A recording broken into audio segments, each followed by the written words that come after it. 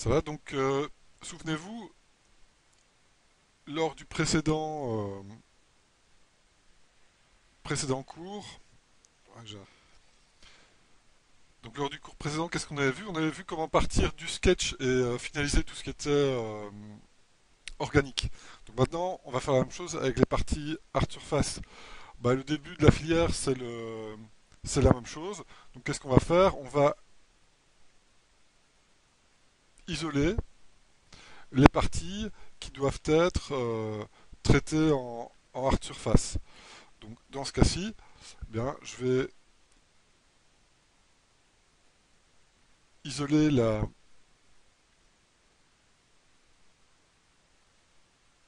plastron ici,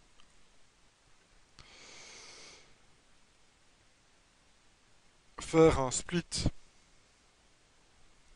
hidden pour avoir un backup avec le reste du corps. Et je vais transformer ça en Dynamesh un petit peu plus précis. Donc là, je vais mettre en Dynamesh 500.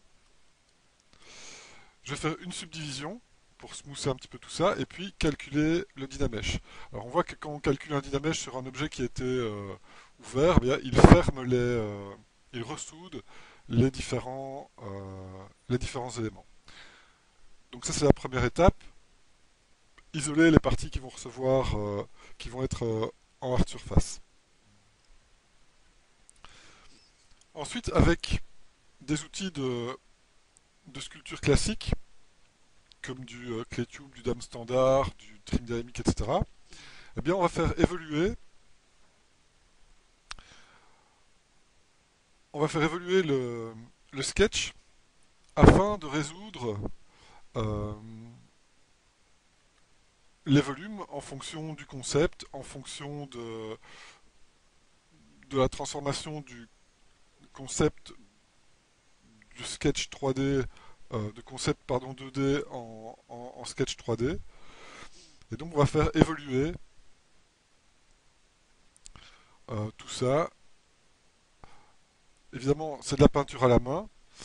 Euh, et donc il ne faut pas non plus perdre trop de temps à essayer de faire quelque chose de super plat, art surface, etc. Ou même si vous faites... ici le but c'est de rapidement arriver à trouver les solutions et à créer finalement le look du, de votre partie art surface. Alors, les outils intéressants, c'est le brush trim dynamique qui va servir soit de pousser le volume, soit de tirer le volume. Donc avec la fonction normale, vous poussez le volume, et avec Alt, vous tirez le volume vers vous. D'accord? Ce qui permet de venir structurer avec des faces finalement et des facettes, ce qui était un petit peu mou, etc. Alors, le Shift sert évidemment à tendre les surfaces à l'intérieur d'une petite région.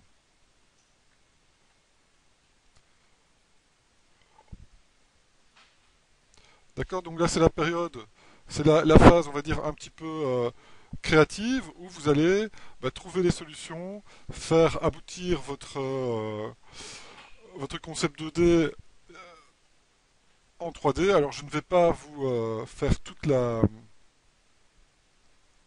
démo. Voilà. Ici, c'est l'objet en Dynamesh 500 avec justement la résolution des volumes. Face, c'est exactement le même principe pour les parties à surface que pour les parties organiques. Donc là, c'est vraiment de la sculpture du concept. Alors, il y a un autre outil qui est assez intéressant à ce stade-là aussi, c'est le H-Polish, donc BH, qui permet de travailler sur les surfaces, mais de ne pas altérer les coins. C'est-à-dire que si je passe du high polish sur cette surface-là, on voit que maintenant la surface est bien tendue. Et si je passe du high polish sur cette surface-là, la surface est bien tendue. Et on voit que le coin entre les deux surfaces devient aussi un edge bien tendu. Alors pourquoi est-ce que je montre ça en plus du trim dynamique? Parce que le trim dynamique, eh bien, vous pouvez casser l'edge si vous passez sur l'edge. Tandis qu'avec le lash polish, eh bien, vous allez toujours tendre la surface, même si vous passez sur l'edge, il n'y aura pas de problème à ce niveau-là. D'accord? Donc c'est un outil assez intéressant. Il y a un autre outil intéressant, c'est Brush Planar, ok, qui lui va permettre de s'assurer qu'une surface est complètement plane à partir d'un point de tangente. Par exemple, avec Alt, je vais tirer.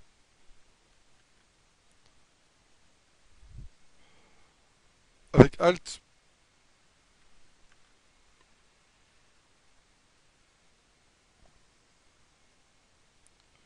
ouais, je vois que les paramètres de celui-ci ont été complètement.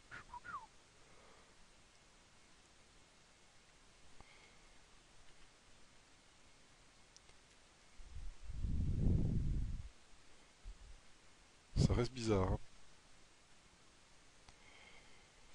Bon, normalement, le planar permet à partir d'un point de créer une surface plate. Là, bah oui, il y a un petit problème ici au niveau de l'alpha. Le stroke, c'est bon.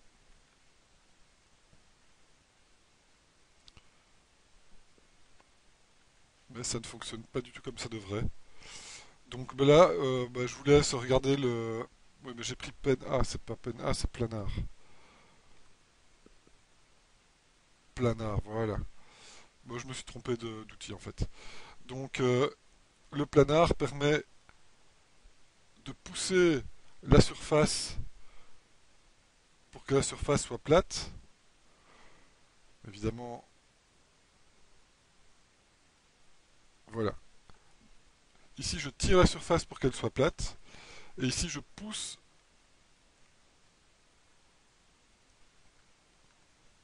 Ça va pas bien. Je pousse la surface pour qu'elle soit plate.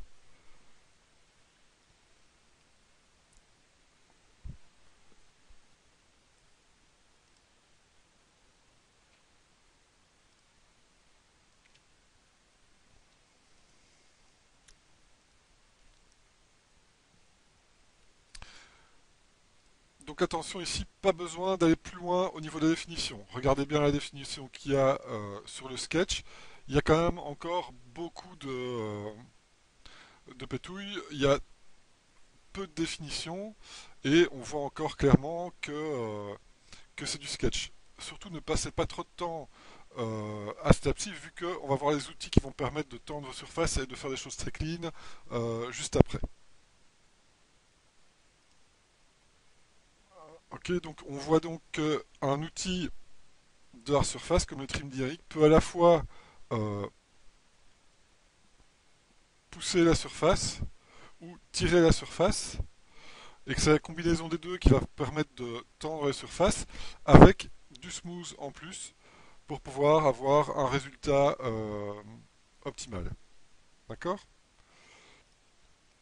La suite c'est quoi? C'est à partir de cet objet, eh bien, on va dupliquer l'objet et pour garder une trace de la référence du sketch. Et cet objet dupliqué, eh bien, on va pouvoir aussi le couper en plusieurs morceaux. Donc en fonction de votre design, vous allez avoir plusieurs sous-volumes.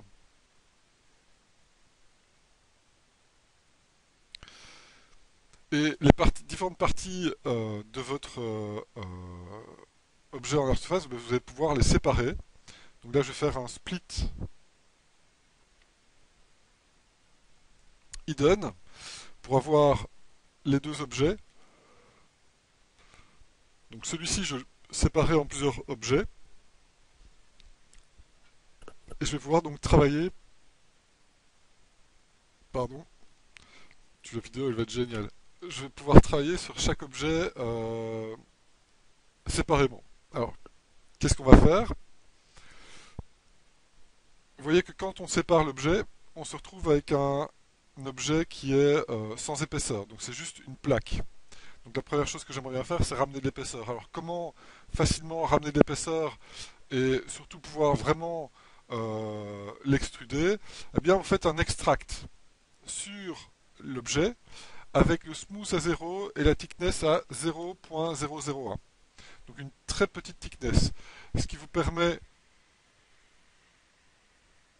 voilà, d'avoir ce genre de preview et donc de créer ce genre d'objet qui est une version avec épaisseur de notre tiens,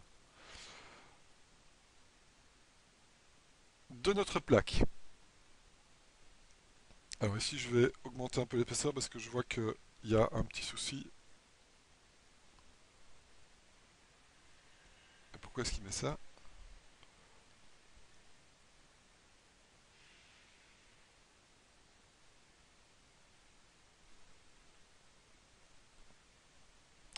Je suis, c'est génial, cet outil est magnifique. Bon, il y a un petit bug. Pourquoi est-ce que ça arrive quand je fais la vidéo? J'ai jamais vu ça, quoi. On va quand même essayer de travailler, hein. Donc, l'objectif, c'est d'avoir, oh là là, d'avoir une épaisseur.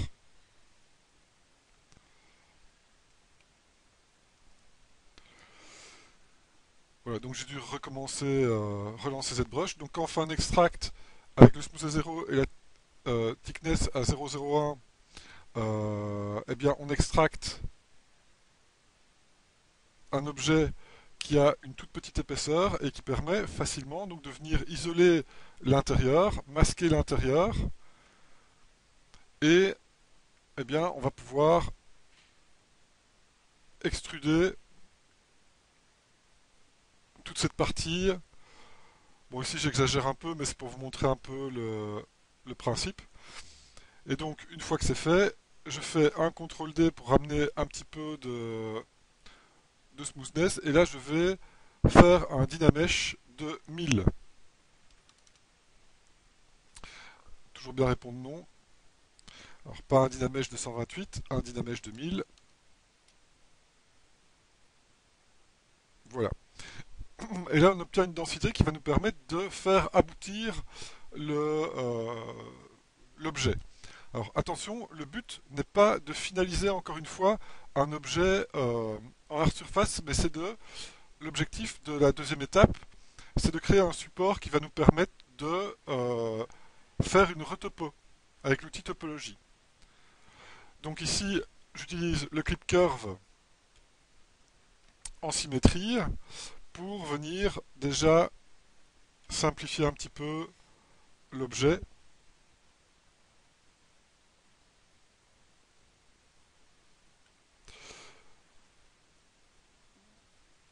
et pouvoir cleaner donc les différentes formes. Alors là, je fais le plus gros avec cet outil-ci, et puis je continuerai avec un pinceau pour avoir les edges au bon endroit, etc.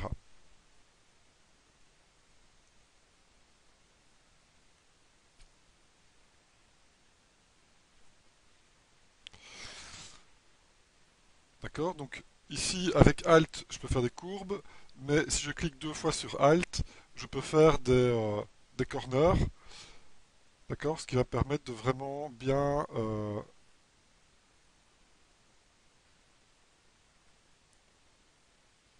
créer la forme. Voilà. Ensuite, avec l'outil Trim Dynamic, je vais dégrossir le travail. Donc la première phase, c'est le clip curve, hein, qui vient vraiment clipper dans l'objet, qui vient couper dans l'objet. Avec le clip curve, je peux aussi diminuer un petit peu la taille du support. Là, je recalcule un Dynamesh et je vois qu'il faut nettoyer un petit peu la partie du bas ici, toujours avec le clip curve. Et avec le trim dynamique, je viens nettoyer les différentes zones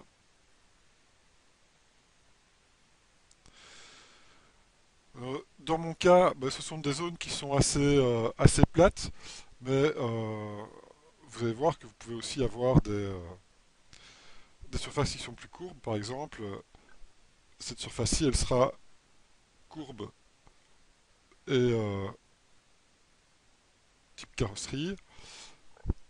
Donc là, je clean les surfaces.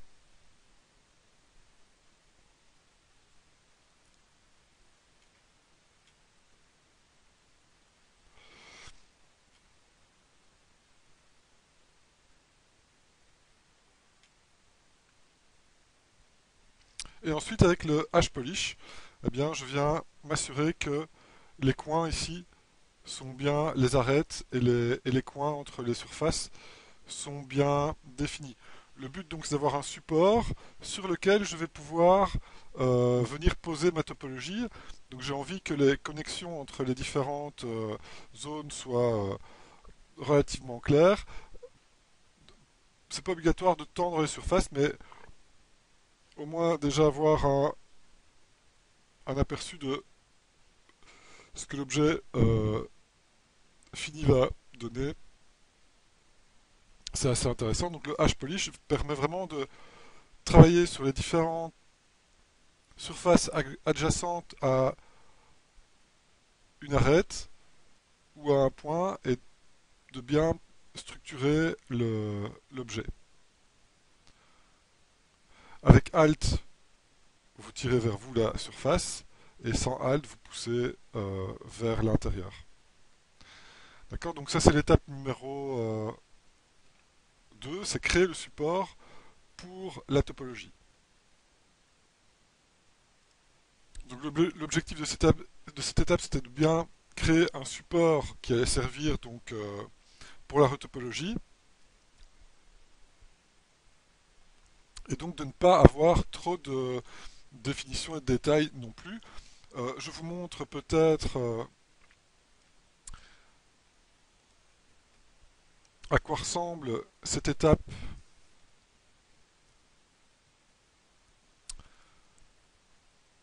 Voilà. Donc cette étape-là, sur la partie du dessus, ben, vous voyez que voilà, les gros blocs sont déterminés.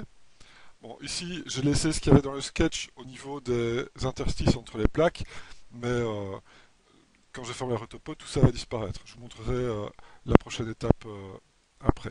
D'accord. Voilà, donc une fois que vous avez fait ça, on va passer à l'étape de retopo. Donc là, je recalcule un Dynamesh pour que tout ça soit bien propre. Et je vais utiliser l'outil retopo. Alors, pour faire la retopo, je vous ai déjà montré ça en Q1, mais je vais vous remontrer ça dans cette brush. Évidemment, ici, c'est un objet qui est relativement simple. Donc, avec la brush BTO, la brush de retopo, eh bien, ça va être assez simple de dessiner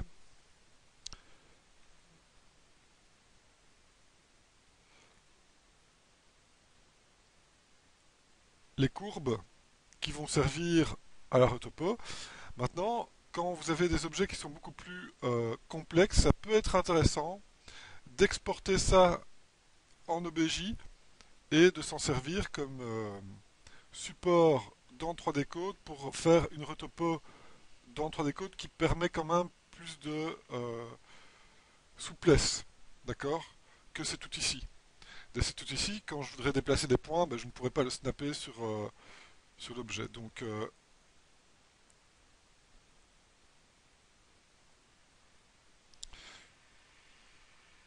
mais bon, avoir ça dans ZBrush permet quand même de ne pas devoir passer par un autre programme et finalement c'est assez rapide quand même. Il y a un côté assez sympa au fait de dessiner des edges à la main levée comme ça sur le modèle.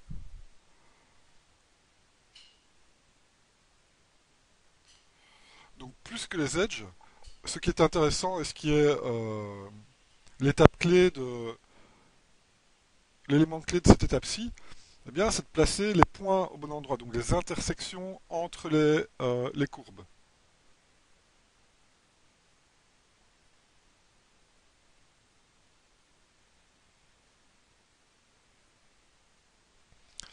D'accord? Donc là, on va placer tout ça, et vous allez voir que à un moment donné, eh bien, je vais créer des quads, et chaque fois que je crée un quad, eh bien, il va créer une face.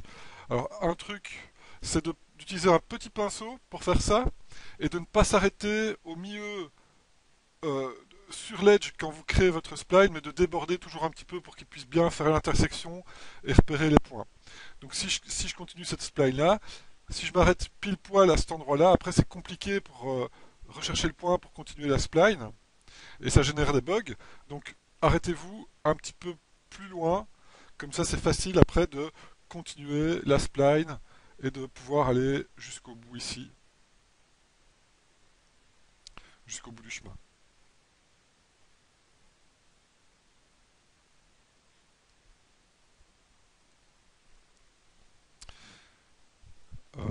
Donc je vais continuer ici la base.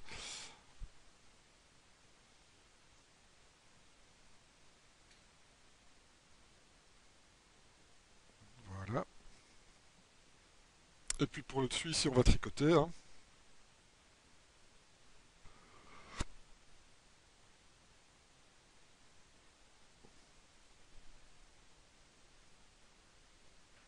Vous avez vu donc un Alt, clic sur Alt. Ouais, d'accord.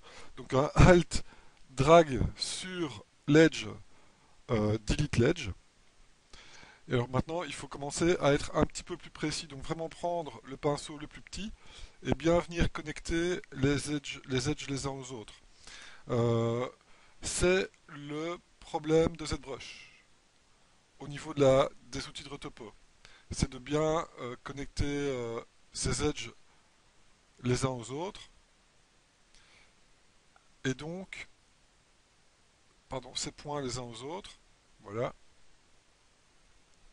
Et donc, dans certains cas, c'est vraiment plus facile de faire ça dans 3D Code.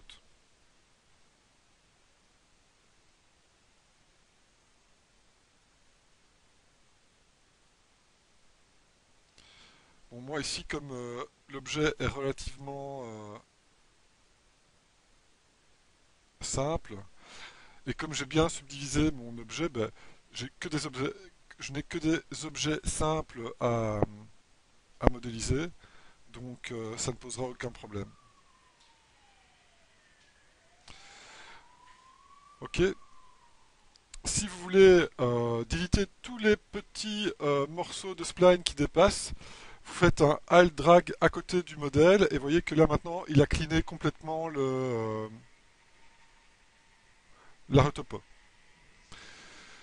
D'accord? Donc ça c'est l'étape numéro 3, faire une retopo. Et ensuite qu'est-ce qu'on va faire? Eh bien, on va paramétrer une épaisseur,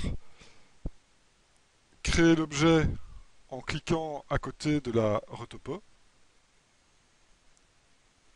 Et puis on fait un split unmask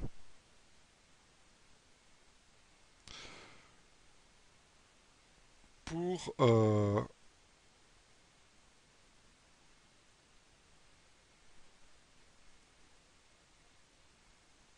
pour extruder la retopo. Donc là, je garde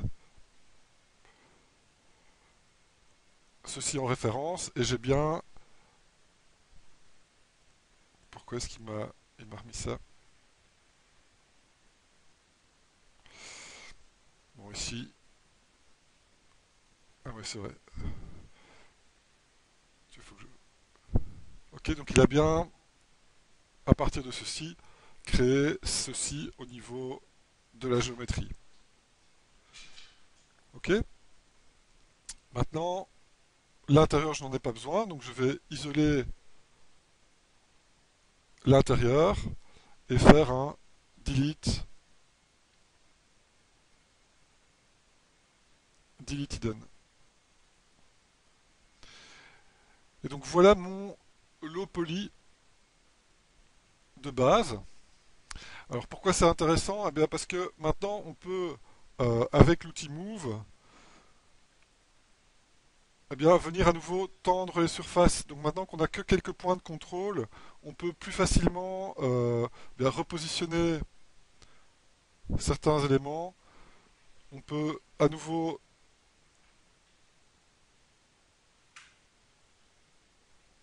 tendre un petit peu plus les surfaces dans tous les angles. Ok, donc pour contrôler le volume, c'est beaucoup plus facile avec quelques points de contrôle plutôt qu'avec un pinceau et du smooth et du move et des trucs comme ça. Donc là, on peut vraiment remodéliser et reformer l'objet en étant sûr que les surfaces soient bien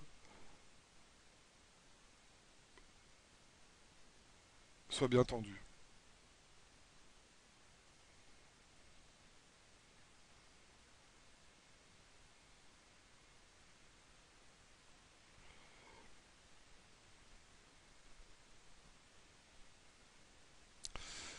D'accord? Donc on passe de ceci à ceci. Et on vient vraiment tendre les surfaces. Donc ça, c'était la troisième. Ce que je vous propose quand vous êtes à cette étape-là, c'est de directement faire des UV. Donc vous allez voir que faire des UV, ça ne coûte pas cher et c'est assez rapide. Et ça va permettre plus tard dans la filière d'utiliser les UV pour créer des masques, etc. Comme on le verra tout à l'heure, comme on l'a déjà vu d'ailleurs pour le workflow organique.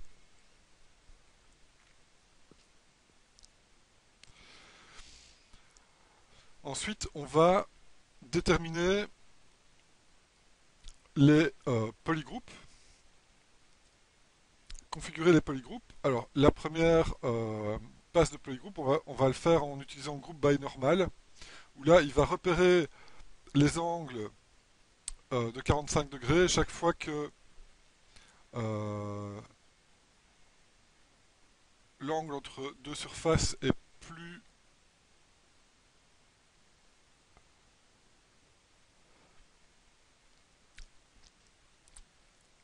petit que 45 degrés, eh bien, il détermine des polygroupes différents. Maintenant, je peux baisser l'angle et mettre à 30 degrés. Comme ça, il va reconnaître beaucoup plus de surface. L'objectif, c'est que chaque fois que je veux une arête dans mon hard surface, eh bien, qu'il y ait un changement de polygroupe. Donc ici, c'est bon pour la majeure partie des zones. Et là, je vais juste vérifier que la zone bleue ici, que ce soit bien un polygroupe différent, et c'est le cas. Si jamais vous voulez créer un nouveau polygroupe, bah, vous sélectionnez la partie que vous voulez diviser.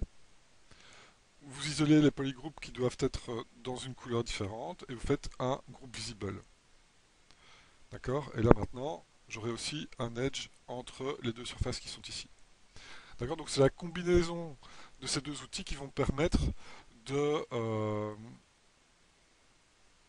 facilement dessiner les polygroupes.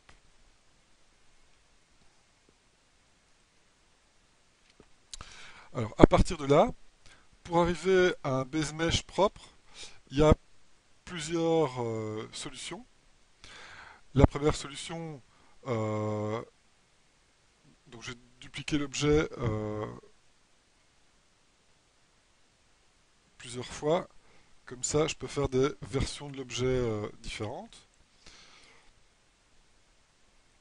Donc la première solution, c'est par exemple d'aller directement dans géométrie, dans crease, de faire un uncrease all et puis un crease PSG. Et là, on voit que les polygroupes sont séparés par des edges creasés.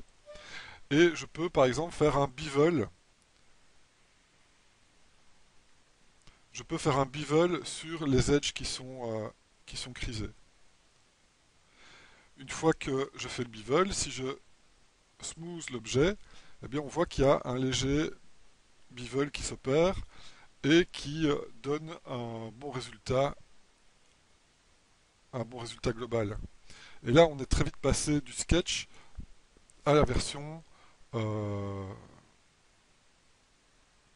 propre de l'objet. Une autre solution,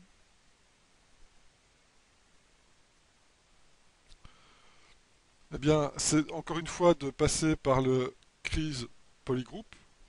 Mais là, je peux subdiviser une, deux, trois fois avec le crise, faire un uncrease all et subdiviser deux fois sans crise. Et là, ça va me donner aussi un type de surface intéressant, mais avec des arêtes qui sont un petit peu plus marquées. Et tout dépend vraiment du résultat du résultat final que vous voulez avoir. Une fois que vous utilisez un système, il faut juste être cohérent avec les autres objets et utiliser toujours le même système. Qu'est-ce qu'on peut faire aussi? Eh bien, on peut faire une première subdivision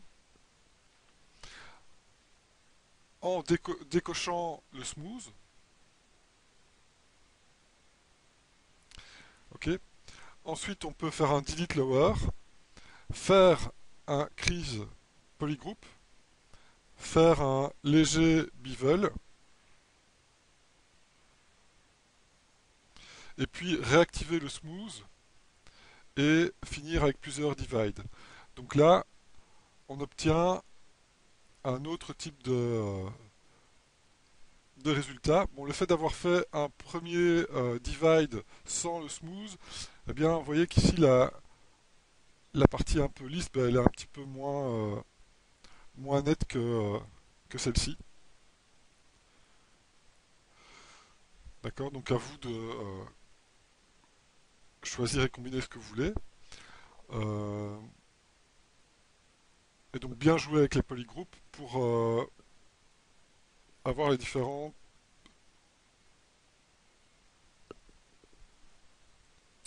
edges. On pourrait aussi par exemple faire un crease polygroup, faire un bevel,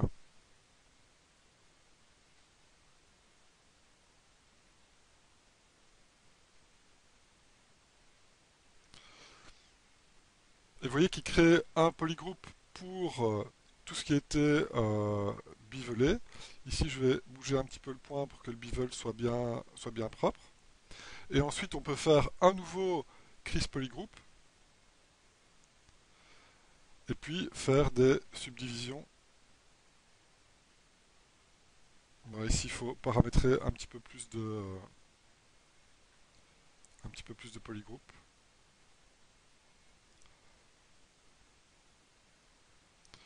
Enfin, vous voyez qu'il y a moyen d'utiliser différentes techniques. Attendez, je vais aller jusqu'au bout quand même.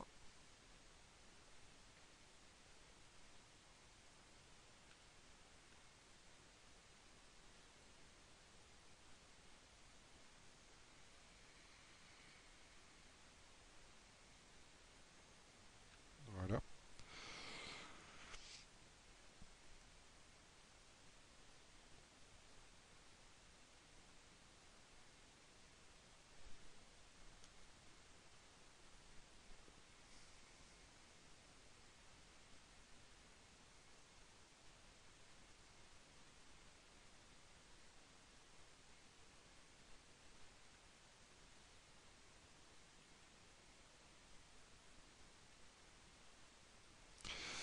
Ok, donc là, on obtient un autre type de forme avec des bivels marqués entre les différentes facettes.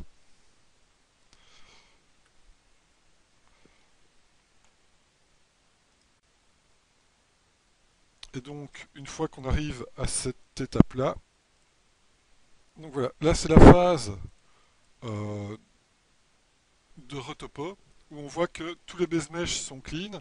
Bien faire attention de les agencer correctement pour ne pas qu'il y ait de trous, etc., qu'il n'y ait pas de gap entre les différentes structures. Donc vous pouvez chaque fois faire des moves pour bien assembler les pièces. Ou alors, comme dans ce cas-ci, créer une pièce par-dessous qui vient boucher les trous, ok, et qui qui va permettre d'avoir une normale map qui se calcule bien. Et là, en fait, ce sera une espèce de combinaison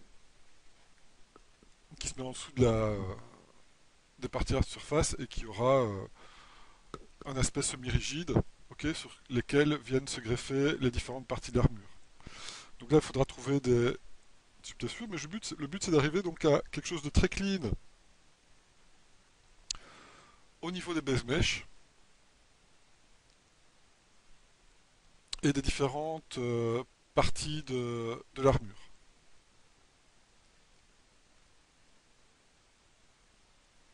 Alors, comment rajouter les moyennes fréquences? Alors, le premier type de fréquence que vous pouvez, de détail de moyenne fréquence que vous pouvez ajouter à du hard surface, c'est tout ce qui est, euh, on va dire, séparation entre différents types de plaques par des renfoncements ou des renfoncements de type voilà, ligne, etc. dans le mesh. Alors, je vais prendre la brush standard et avec contrôle, eh bien, je vais venir dessiner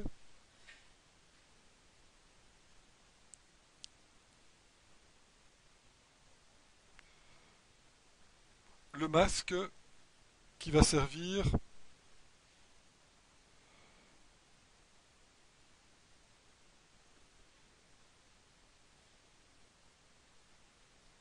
pour creuser, on va dire, l'objet.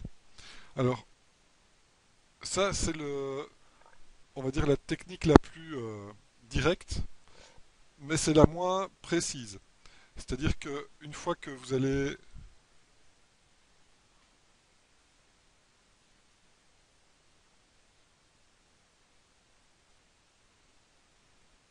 peindre à la main, eh bien,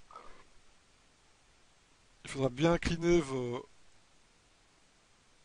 edges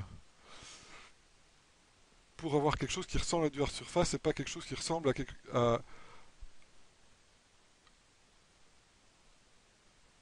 une gravure dans du bois avec un couteau, quoi.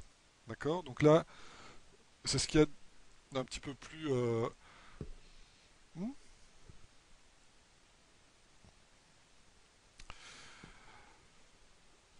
Et donc, la technique, ben, c'est de créer le masque et puis intervertir le masque, créer un léger bevel en faisant un contrôle-clic sur le masque. Et là, je vous conseille de créer un calque dans lequel vous allez appliquer la déformation. Et la déformation, ici, ce sera un inflate, par exemple, un inflate de -2. Et encore une fois, je vous conseille de bien prendre note de ces valeurs, puisque c'est ça que vous allez utiliser dans tous les cas de figure. Alors vous voyez que c'est pas spécialement heureux parce que c'est pas très rigoureux.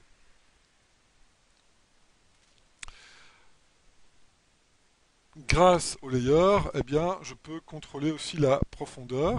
Et alors attention de bien faire des éléments, des détails qui sont visibles de moyenne fréquence. Donc si vous ne le faites pas assez profond, eh bien, on ne le voit plus à une certaine distance, donc ce n'est pas une moyenne fréquence. Donc bien marquer quand même votre, votre jointure entre les plaques pour que ça se voit aussi à distance. C'est quand même l'objectif des moyennes fréquences. C'est que la moyenne distance se soit vue. Peut-être pas à très loin, où là il n'y a plus que la silhouette qui compte, mais à une distance moyenne, il faut que ce soit perceptible. Donc voilà, on voit une manière pas très heureuse de le faire, mais qui pourrait quand même convenir. Alors on pourrait, euh, dans un nouveau layer, s'assister par exemple d'un outil de stabilisation du trait, donc le lazy mouse, pour pallier au... Ouais, c'est sur le masque hein, qu'il faut l'activer. Et donc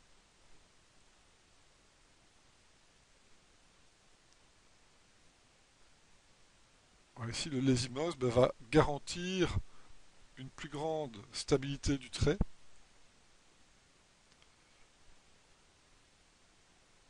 Là je vais enlever le focal shift pour avoir quelque chose voilà, de plus marqué. Maintenant,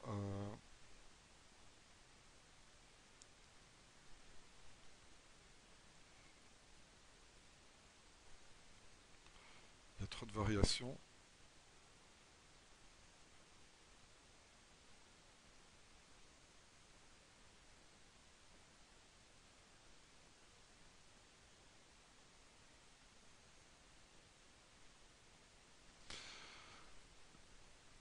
Donc là, le Lesimos permet de stabiliser le trait et vous voyez que bah, ça devient acceptable comme,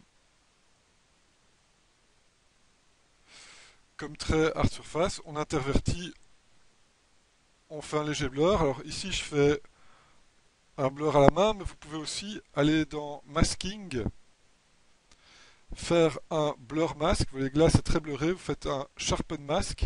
Et là, vous avez un blur beaucoup plus léger. Et puis donc faire dans Déformation un inflate de -2.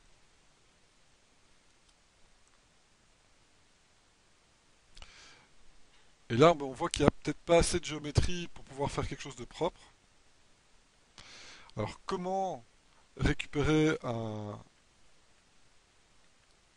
masque?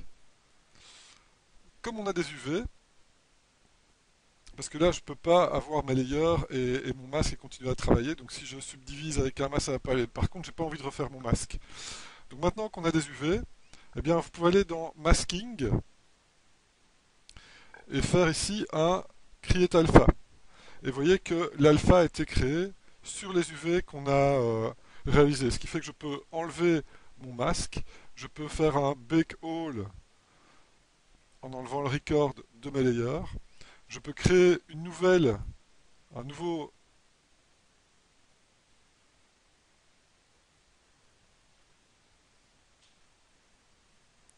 niveau de subdivision. Et puis, dans un nouveau layer, rappeler le masque que j'avais créé, mask by alpha. Et là maintenant, j'ai récupéré le masque que je venais de créer sur un niveau de polygone différent. Donc ce que je peux faire, c'est nettoyer un petit peu le masque, vu que j'ai un petit peu plus de points, je peux faire un truc encore plus précis.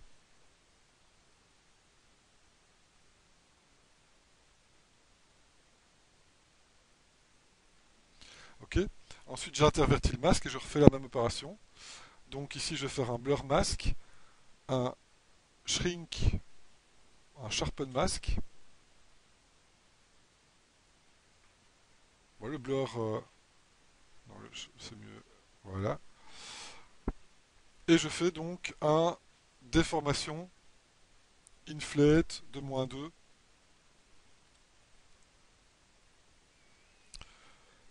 Et grâce au blur, eh bien, j'ai un léger bevel.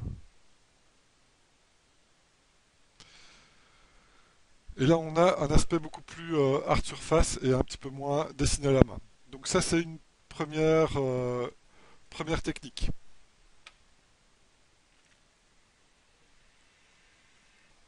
Dans un autre layer, ici, on va utiliser une autre technique. On peut directement utiliser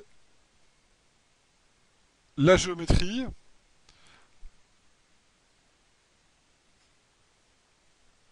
pour, avec par exemple le lasso, isoler en cliquant sur l'edge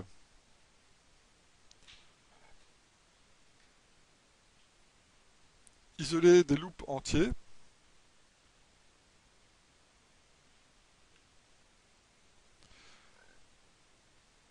Ok. Donc on isole des loops entiers, on intervertit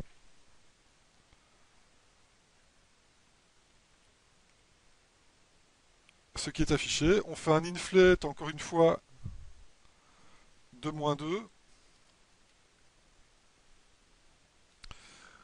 et puis on se remet au niveau de subdivision finale, et là on peut jouer encore une fois sur la profondeur des rainures. Et donc là c'est directement dans la géométrie qu'on va créer les différentes sections entre les planes. Évidemment, il faut avoir un peu prévu le coup au départ en fonction de votre concept pour que quand vous fassiez votre retopo, vous ayez la géométrie nécessaire que pour pouvoir faire les détails. Ça va? Vous pouvez utiliser les Z-Remeshers sur les base mesh, il y a plein de choses à faire euh, au niveau de la géométrie elle-même. Évidemment, faire ça avant les subdivisions, avant les crises et avant les layers, mais vous pouvez utiliser la géométrie et travailler sur la géométrie directement. Peut-être que je peux vous reparler brièvement du Z-Remesher. Soyons fous. Je vais donc dupliquer cet objet et faire un petit rappel au niveau du Z-Remesher.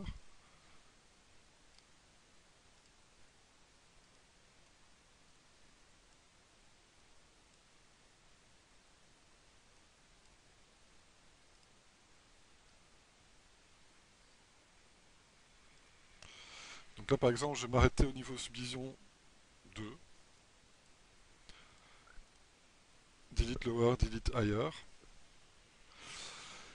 Et donc, il y a moyen d'éditer la géométrie avec le Z-Remesher. Donc, c'est une brush ZM pour le Z-Remesher. Et cette brush permet de modéliser au niveau des faces ou au niveau des edges. En cliquant sur espace, vous allez pouvoir paramétrer le type de transformation que vous voulez faire. Donc ici, c'est une face qui est en surbrillance. Donc quand je clique sur M, ce sont les modificateurs de face qui sont affichés. Donc là, je fais l'outil QMesh sur un polygone simple. Donc là, c'est juste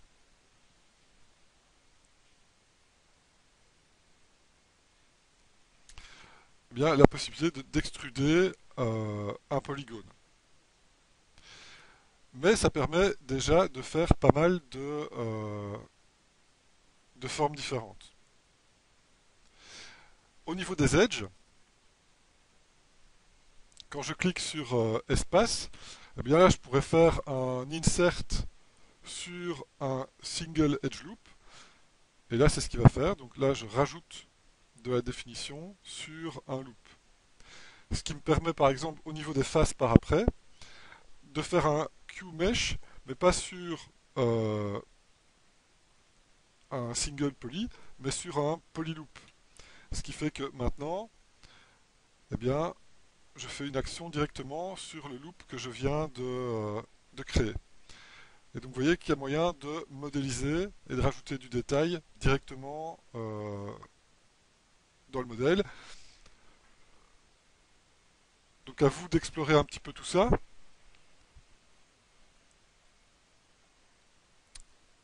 Au niveau des faces, vous pouvez aussi faire des sélections de faces. Donc si je me remets ici en QMesh avec le single poly, avec Alt, eh bien vous pouvez sélectionner. Où est-ce que je vais faire ça? Je vais faire ça ici autour. Donc avec Alt, vous pouvez sélectionner plusieurs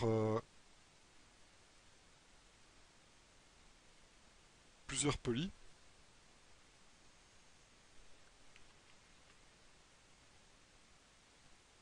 Et faire une action sur plusieurs polygones sélectionnés. Et de la même manière, eh bien, vous pouvez dans Polygroup faire un group by normal.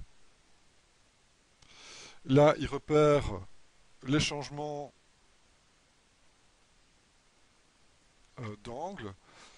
Et là, je vais essayer de faire ça rapidement. Donc, je fais un crease polygroup. D'abord uncrease all, puis crease polygroup pour être sûr d'avoir ce qu'il faut. Et puis donc de faire des CTRL D une fois, deux fois, trois fois, uncrease all, une fois, deux fois. Et là, on obtient donc un base mesh bien propre avec des détails déjà de moyenne fréquence. Donc ça c'était la petite parenthèse sur le Z-Modeler qui, vous voyez, si vous avez déjà un design qui est assez précis, permet de concrètement rajouter des volumes, etc. Oui, hein. Alors, maintenant, le deuxième type de de détails de moyenne fréquence qu'on peut rajouter, c'est tout ce qui est plaques surélevées. Donc c'est plus des choses qui sont creusées, c'est des choses qui sont en volume positif. Et pour ces éléments-là, je vous déconseille de faire ça en masque avec une extrusion, etc. Ce sera beaucoup plus facile d'utiliser encore une fois le Z-Remesher. Donc je vais créer un support en dupliquant mon objet, en béquant les calques. Alors je vais béquer les calques avec juste un léger embossement pour quand même que je puisse voir où je dois dessiner. Donc le bake all pour béquer les calques. Et puis je vais optimiser un peu en baissant le niveau de subdivision. Et je fais un delete higher et un delete lower pour pouvoir à nouveau utiliser l'outil topology. Et donc là c'est le même principe sauf qu'on va dessiner la géométrie.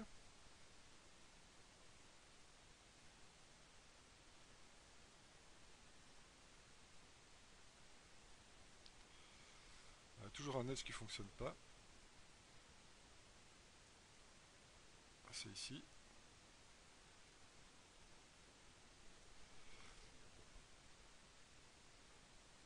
Voilà. Et donc, encore une fois, on va extruder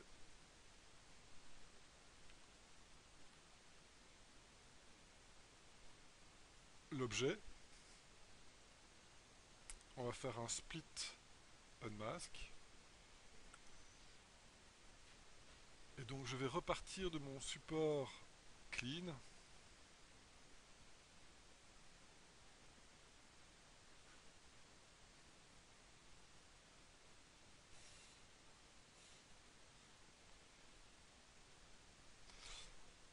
Et maintenant je peux éditer l'objet que je viens de faire avec les mêmes outils que tout à l'heure. Donc là je vais replacer ça correctement pour que ce soit bien tendu et que ce soit logique par rapport à mon objet. Je vais légèrement extruder ça un petit peu plus. Donc vous voyez que c'est beaucoup plus souple comme manière de travailler. Et alors ici ce qu'on pourrait faire par exemple, c'est donc préparer le travail au niveau des polygroupes en faisant un groupe by normal. Et ici au niveau du crease, vous allez voir qu'il y a une autre manière de faire les creases qui est vraiment sympa. Donc je fais un uncrease all pour enlever ce qu'il y avait ici au milieu.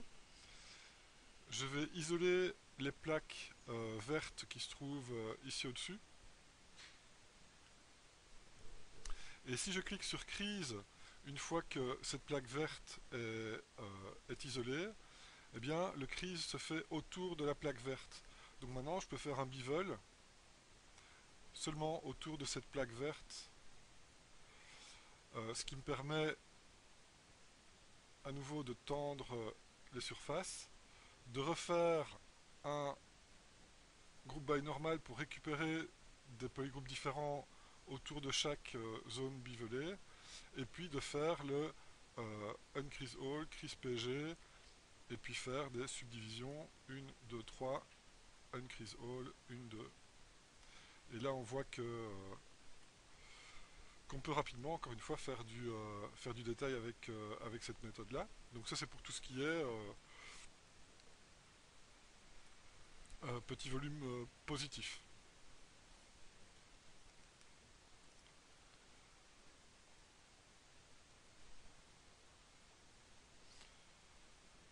Donc si on regarde bien le volume ici, on voit qu'il y a un petit défaut dans certains cas de figure. Donc là vous prenez le H polish et vous pouvez dans un layer venir nettoyer ça avec Alt pour tirer la surface vers vous et un petit coup de smooth pour relaxer tout ça.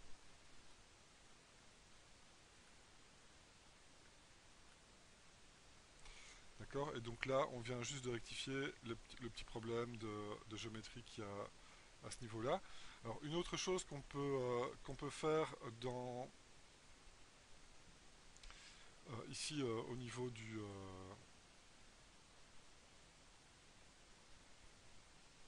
des creux, c'est d'utiliser les UV, ce que j'avais pas encore fait.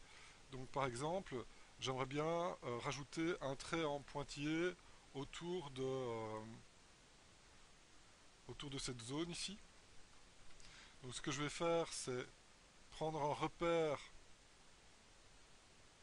pour voir où exactement je souhaite placer ces pointillés.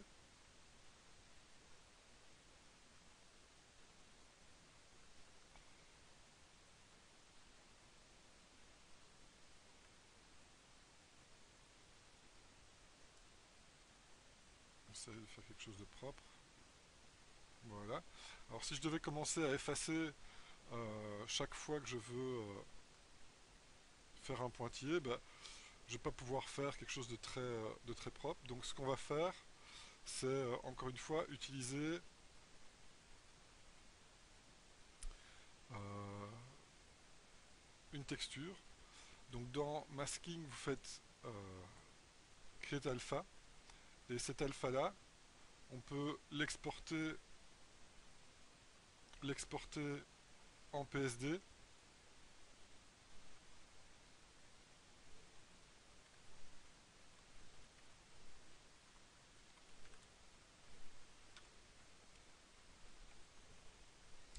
Et dans Photoshop, eh bien, on peut récupérer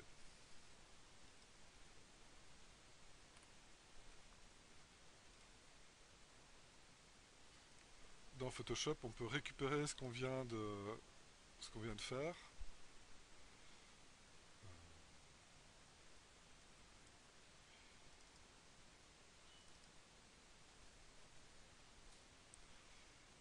Et on peut le cleaner en créant par exemple un chemin. Bon, là on voit que les UV qui sont un petit peu qui ont été faites un peu à l'arrache dans cette broche, ben, il y a moyen de faire ça de manière plus propre et plus précise, peut-être en revenant dans 3D Coat ou Maya pour le faire. Mais bon, là on va quand même s'en tirer en nettoyant ça convenablement. Et donc ce chemin-là, je peux lui faire prendre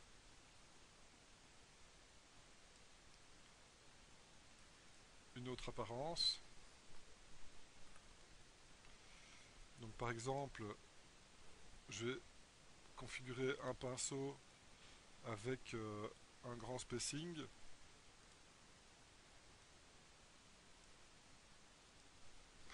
Et donc je vais remplir, le spacing est trop fort. Et là je vais remplir le chemin, voilà. Ensuite, dans un autre layer,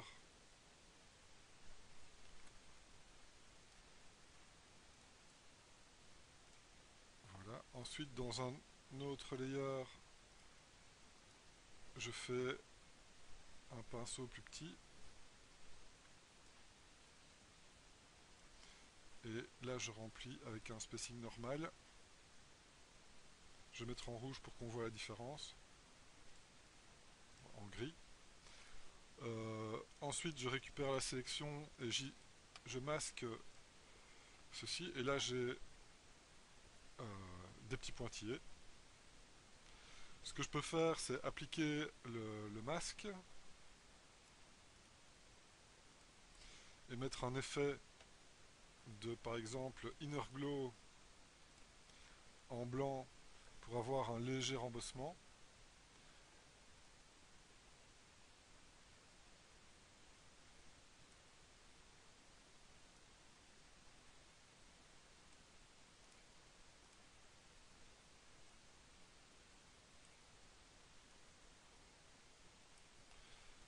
Ok, donc là j'ai un léger rembossement qui va me permettre de créer des pointillés avec un bevel. Ça je sauve en PSD et je peux récupérer le PSD dans les masques. Ok. Ensuite faire un mask by alpha. Et là maintenant on voit que le masque a été modifié par le PSD. Alors, comme je vous disais, comme les UV sont pas terribles, bon ben, le résultat sera médiocre. Je vais garder juste la zone qui est intéressante.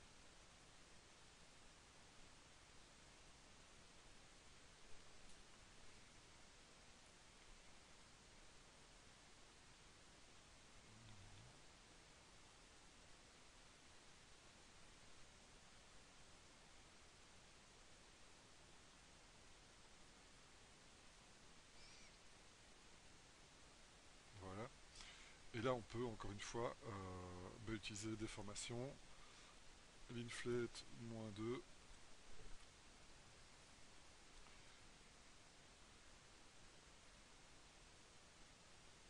Bon, et là, si mes UV n'étaient pas assez bons, mais on voit qu'on peut créer des masques et faire des détails assez facilement dans Photoshop. Enfin, la prochaine chose que je vais vous montrer, c'est comment utiliser des alphas pour rajouter du détail. Alors pour ça, vous pouvez regarder donc il y a dans NetJV Prof MailerFX Library un truc qui s'appelle Alpha Art Surface. Euh, vous pouvez reprendre les PNG. Qu'est-ce que c'est en fait? C'est une liste d'images qui vont pouvoir servir à rajouter des moyennes fréquences de type Art Surface dans vos objets. Donc là, je vais prendre le B60 et je vais reprendre un container. Donc, comment est-ce qu'on va utiliser ça? Ben, dans un layer, je vais reprendre ma brush standard en drag rect et je vais aller chercher l'alpha dont j'ai envie.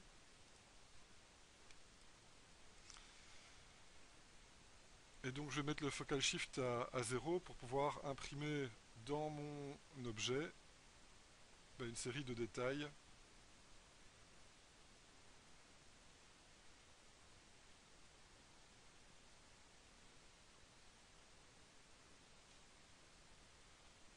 Ok, donc ça peut être utilisé de manière euh, positive ou de manière négative, où là on va imprimer.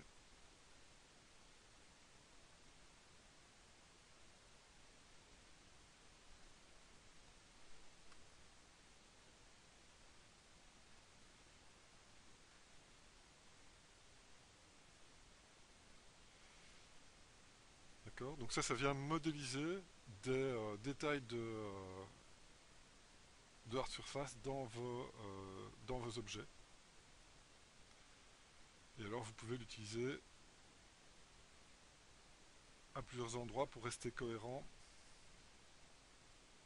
au niveau du design. Maintenant, n'utilisez pas 50 alpha différents, sinon on va avoir un effet patchwork qui va être gênant.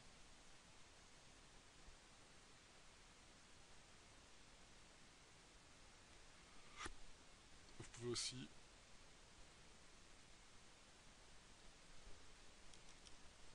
vous pouvez isoler la partie sur laquelle vous voulez travailler.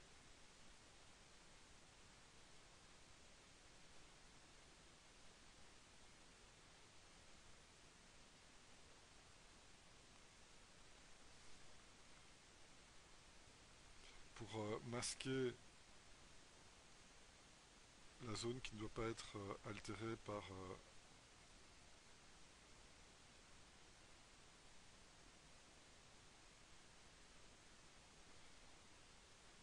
votre alpha.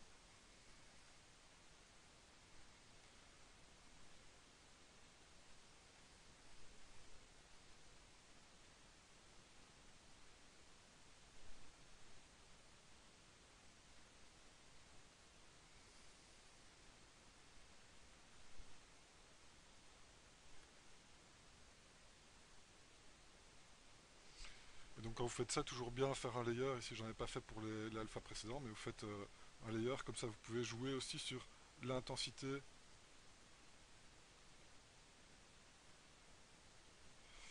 l'intensité de votre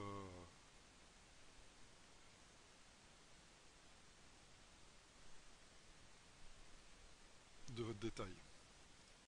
Insert Mesh. Donc une dernière chose pour terminer, l'utilisation de mesh de type Insert Mesh pour rajouter du détail. Là, il faudra faire attention parce que ça va modifier la silhouette de votre low poly. Si le volume imprimé, enfin le volume utilisé est trop important. Donc encore une fois, je vais partir de mon objet de base et choisir la version où il n'y a pas de layer pour pouvoir utiliser l'insert mesh, et je vais prendre le IMM Model Kit,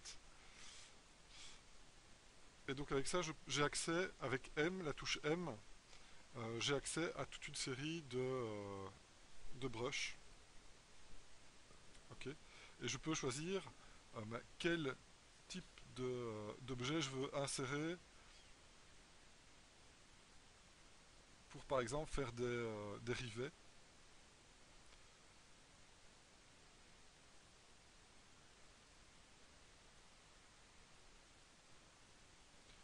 Donc là je vais prendre des rivets standards. Alors je vous propose d'en dessiner un qui a la bonne taille, et puis de faire un split unmask.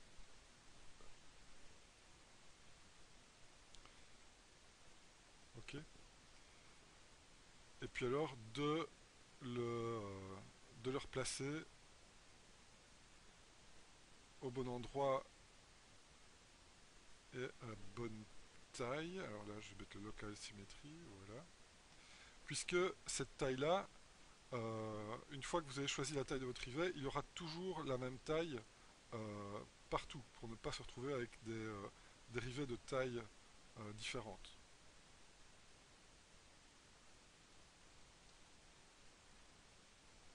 Alors une fois que vous en avez fait un, comment est-ce qu'on va faire pour replacer les autres? Eh bien, vous dupliquez votre objet, vous le replacez là où il doit être replacé. Bon là, bah, parfois il faudra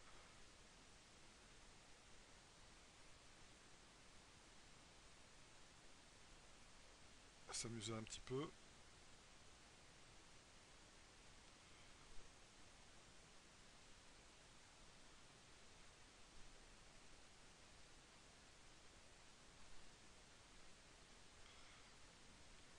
Bon, c'est pas spécialement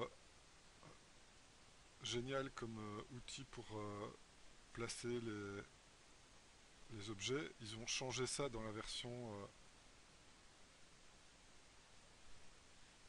suivante de ZBrush, mais pour le moment, nous on travaille toujours avec cette version-ci. Ok. Et une fois que vous en avez deux, bah, vous faites un merge down. Une fois que vous en avez deux, bah, vous pouvez utiliser avec le move, vous créez un masque autour de celui que vous ne voulez pas modifier. Avec le move et avec control, eh bien, vous pouvez dupliquer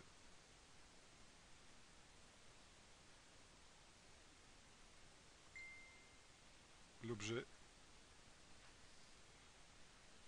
Et donc une fois qu'il est dupliqué, vous relâchez contrôle pour pouvoir le replacer correctement.